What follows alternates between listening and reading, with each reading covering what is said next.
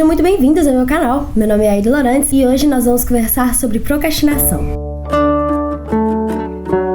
Não sei como é pra vocês, mas procrastinação sempre foi um grande problema na minha vida. Eu não só tenho uma habilidade inata muito grande de procrastinar, como também tenho uma quantidade considerável de TDAH, o que me faz ser campeã disparado quando o assunto é enrolar pra começar a fazer as coisas. Pra quem não sabe, procrastinação é só um jeito bonito de dizer empurrar as coisas com a barriga, deixar pra fazer depois. É quando você tem aquela coisa importante pra fazer que você fica enrolando e acaba deixando pra fazer nos 45 do segundo tempo. Procrastinação é algo que todo mundo faz e é algo meio que natural nosso, mas ele se torna realmente incômodo quando começa a atrapalhar e dificultar a nossa vida. Isso pode acarretar em vários problemas, como não conseguir terminar aquela tarefa e pior, acabar comprando junto um combo de ansiedade e estresse que você não precisava naquele momento de decisão final. Além disso tudo, a procrastinação ainda mexe com a sua autoestima, não só no momento em que você deixou pra última hora, em que você fica se perguntando por que eu não fiz isso antes, mas também quando você está procrastinando. Muitas vezes isso junta na sua cabeça como uma bola de neve e todos os dias em que você não está fazendo aquela coisa, você fica se culpando enquanto você não faz. Chega nesse nível de procrastinação, é aquele momento em que nada está funcionando e você precisa respirar e colocar as dicas que eu vou fazer aqui em prática. E para contextualizar um pouquinho dessas dicas, eu vou contar exatamente como foi pra mim, a grande procrastinadora, passar a fazer as coisas e ser um pouquinho mais produtiva. Tudo começou há um tempo atrás, quando eu descobri algo que eu achei que fosse assim, a solução da minha vida. Spoiler, não foi. Que é a procrastinação produtiva. Qualquer coisa que tem produtividade no nome já é algo que costuma atrair a gente. Eu logo me identifiquei porque sou sim uma procrastinadora e eu precisava ser produtiva, e se tivesse como juntar as duas coisas, pra mim seria absolutamente perfeito. Por isso eu fui procurar o que exatamente significava essa tal de procrastinação produtiva. Depois de uma extensa pesquisa no famigerado Google, eu descobri que a procrastinação produtiva é quando você não faz aquilo que você realmente se propôs a fazer, mas também não é como se você não fizesse nada. Como assim? Para poder explicar, eu vou dar alguns exemplos. De vez em quando, eu preciso estudar alguma matéria, que é uma matéria imensa, enorme, e eu sei que eu tenho prova daqui uma semana, e seria bom se eu começasse a estudar uma semana antes. Automaticamente, minha cabeça já vai se programar para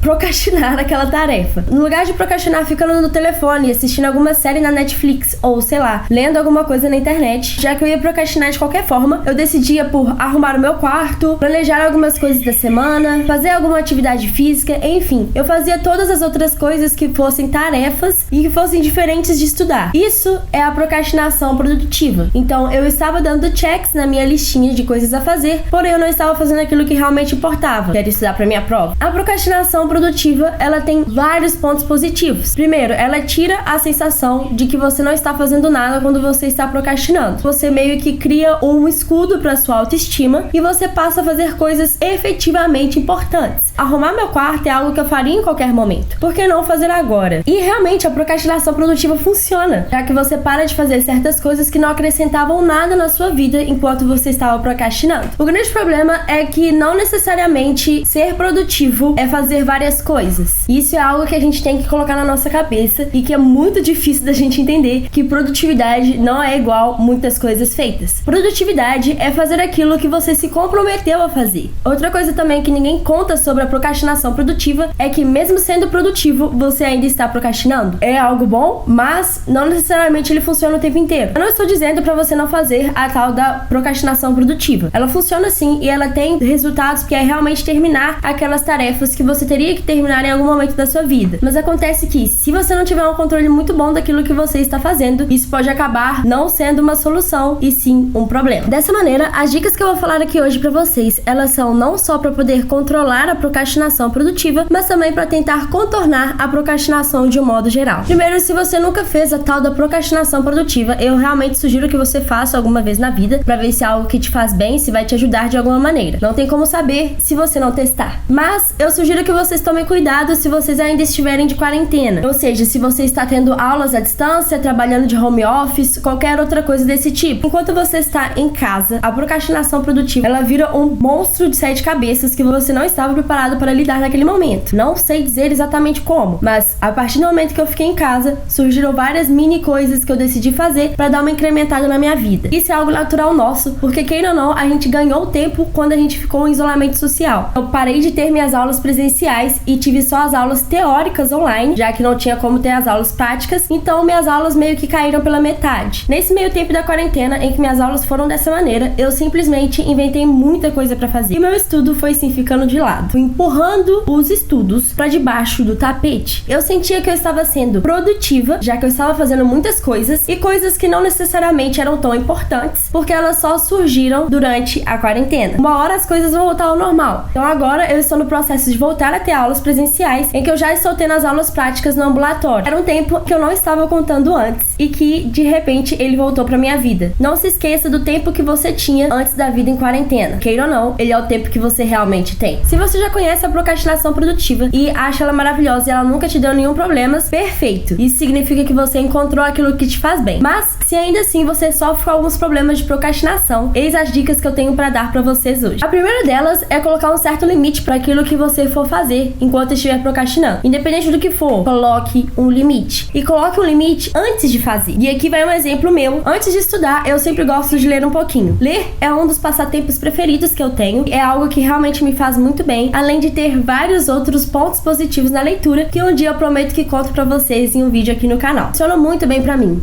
se eu simplesmente não esquecer que eu preciso estudar e ficar só lendo o resto da tarde. Já aconteceu de eu falar, ok, eu vou ler um pouquinho aqui antes de estudar, e de repente eu não estudava nada aquele dia, passava horas a fio lendo. No fim do dia, eu ficava com aquela impressão horrorosa de que eu não tinha cumprido a minha função de estudar, e também a minha leitura, que costuma ser algo prazeroso, acaba ficando com uma mistura de sensação de culpa. O jeito que eu arrumei foi colocar o tempo, então 30 minutos, o tanto que eu leio em 30 minutos é isso, eu vou parar e fim. Se eu quiser continuar lendo, que eu leia depois de eu ter estudado no mínimo um pouquinho. A segunda forma que eu encontrei para fazer isso foi ler determinado número de páginas antes de estudar. Eu vou ler 50 páginas e não mais do que isso. Normalmente costuma bater 50 páginas com 30 minutos. Se eu perceber que estou passando do limite, eu falo, opa, não necessariamente eu estou me cobrando para começar a estudar. Ainda você precisa estudar, para de ler nesse momento. Você disse que iria ler só 50 páginas, então cumpra com aquilo que você disse. São coisas diferentes, porque a nossa cabeça vai processar de modos diferentes. Outro modo de limitar é decidindo aquilo que você vai e o que você não vai fazer enquanto você procrastina. Você decidiu arrumar o quarto antes de estudar. Arrume o quarto, mas não faxine o quarto, porque são coisas diferentes. Você tem que fazer aquilo que for cabível dentro de um tempo plausível de procrastinação. A segunda dica que eu tenho para dar aqui é fazer as coisas aos poucos. Se você tem um trabalho para fazer, uma apresentação de slides, por exemplo, é um trabalho enorme e que você está procrastinando para fazer. Já que você tem que fazer isso em algum momento, divida a sua grande tarefa em mini tarefas. Comece fazendo a capa do slide, escolhendo qual vai ser o tema do seu slide. Que seja pequeno, já é algo dentro da sua tarefa e não uma procrastinação. Aos poucos, vai crescendo o seu envolvimento com aquela tarefa e de repente você já está ali fazendo sem nem ter que sofrer. Se introduzindo naquele assunto e se permitindo acostumar com aquela tarefa. Acredite em mim, isso vai facilitar muito a sua vida quanto à procrastinação. Terceira dica, descubra por que você está procrastinando. Existem diversos motivos pelo qual a gente procrastina. Pode ser porque você tem muitas coisas para fazer, pode ser porque você não é a única pessoa que está responsável pelaquela atividade. A minha procrastinação, ela acontece principalmente por conta do TDAH, por mais que hoje em dia eu faça todo um tratamento e tem muito tempo que eu não me sinto frustrada quanto aos estudos dessa maneira em específico, eu ainda assim continuo tendo aquele medo de que eu não vou conseguir estudar e por isso eu fico procrastinando, pensando que se uma hora isso não chegar, eu não vou precisar passar pela sensação ruim de não conseguir fazer. Quando você descobre o motivo pelo qual você está procrastinando, é muito mais fácil de você lutar contra isso. Eu tenho esse momento de conversar comigo mesma e me lembrar que eu não preciso ficar com medo, porque eu sei que eu dou conta sim de estudar. Algo muito importante a se dizer aqui, às vezes a sua procrastinação pode ser apenas cansaço. Se você estiver cansado e não estiver conseguindo fazer as coisas, o melhor vai ser você descansar, tirar aquele tempo para você mesmo e depois fazer o que precisa ser feito. Se isso não acontece, você só procrastina, não faz o que precisa ser feito e também não aproveita o tempo de descanso porque você ficou se sentindo culpado por não ter feito aquela atividade. Por fim, a minha última dica é permita-se procrastinar. Procrastinar é algo natural nosso, do ser humano. A gente vai procrastinar em algum momento, a gente tem essa essa tendência, também não adianta nada se forçar a fazer algo que você não tá querendo. Provavelmente o resultado nem vai ser tão bom assim. Se permita dar o seu próprio tempo. Você não precisa seguir à risca tudo o que foi planejado ou tudo que as pessoas falam que você precisa fazer para ser produtivo. Você precisa fazer o que te faz bem. Eu sei que essa dica é difícil, você precisa se conhecer muito bem, conhecer o seu processo de procrastinação muito bem, mas o importante é que você saia daqui pensando, procrastinar não é o fim do mundo. Esse não é o fim dos seus estudos, não é o fim da sua tarefa, do seu home office. Porque no fim, você não vai simplesmente nunca mais procrastinar. Por isso, eu acredito que a maior lição desse vídeo é entender como você funciona, como a sua procrastinação funciona e o que é que te faz bem. Entender o que você está errando, no que você está acertando e tentar colocar isso mais em prática. Pro vídeo de hoje, eu acredito que era isso que eu tinha pra contar pra vocês. Caso vocês tenham gostado das dicas, não se esqueçam de curtir esse vídeo e compartilhar ele com pessoas que precisam de uma ajudadinha contra a procrastinação. Eu sempre volto aqui toda semana pra falar sobre estudos, planejamento e organização. Então, se você gostou do conteúdo, não se esqueça de se inscrever no canal e ativar as notificações pra não perder nenhum vídeo depois. Espero vocês na semana que vem. Beijos!